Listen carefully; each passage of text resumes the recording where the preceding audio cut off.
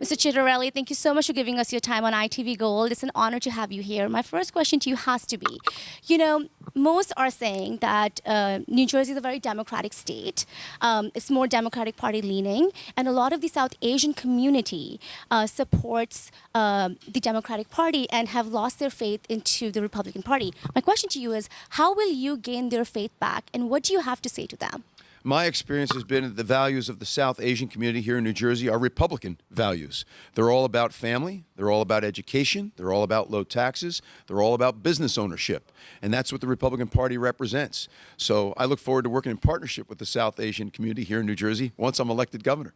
What do you have to say about their capabilities and contributions to New Jersey as a state?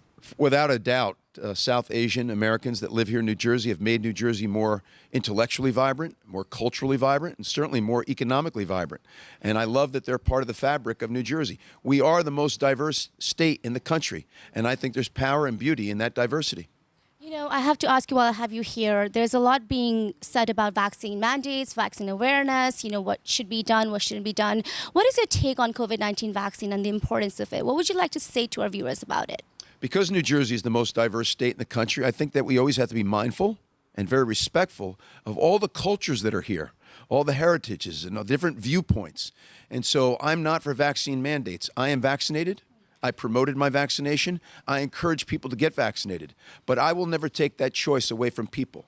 My job in promoting, preserving, and protecting the public health and safety is to give citizens all the information they need to make an informed decision. But then it is their decision. I think that's the way to be respectful of all the various cultures and diversity we have here in New Jersey. Black and brown communities have been disproportionately affected by the economic ramifications of COVID-19. They are literally in the front and they need a lot of help. What do you think has been missing for them, and what are you going to do about it? Certainly, the pandemic has revealed a number of disparities in our community, whether it's economic disparity, access to health care, and the like. And unfortunately, the cities of New Jersey have been plagued by disinvestment for decade upon decade upon decade. I have a very specific plan to promote economic development in our urban centers where our black and brown communities predominantly live. And in so doing, address the worst of all injustices, economic injustice. Economic injustice is what denies people their American dream.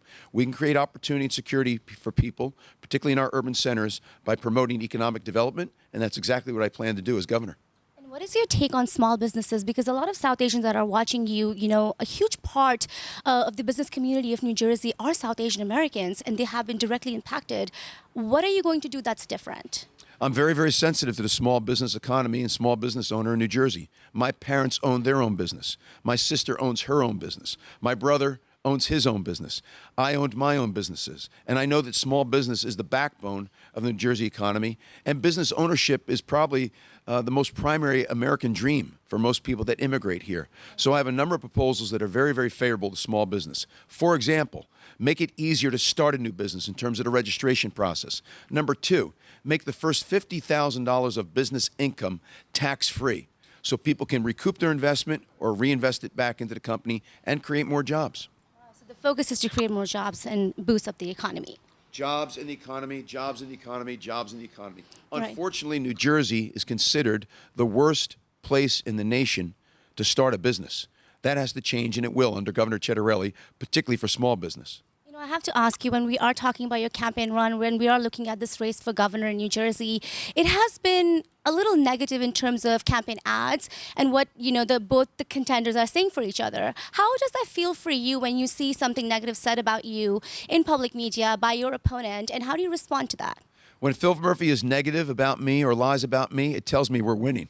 So I'm just going to continue to go out there with my very positive message about how I'm going to improve the quality of life for all New Jerseyans. All New Jerseyans. I have two more questions left here for you. We asked Governor Murphy on his support for the Afghan refugees that are right now at the base here in Fort Dix. My question to you is, how are you looking at the Afghan refugees that are coming to the United States? And since New Jersey has opened up its arms for it, would you keep them open? These are people that assisted our military in fighting the Taliban in Afghanistan. They provided intelligence, and so we welcome them here. The fact is, if they were left behind, the Taliban would have murdered them. We're not going to let that happen to our friends and allies. So we welcome them here to the United States. And my final question to you, a little bit tough one here. I have to ask you about women's rights. There has been a lot of questions on abortion, on reproductive rights, on the right to choose.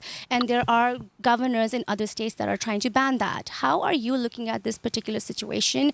And how would you ensure women's rights for all in the state of New Jersey? First of all, I support the agencies that provide health care to thousands of women across the state.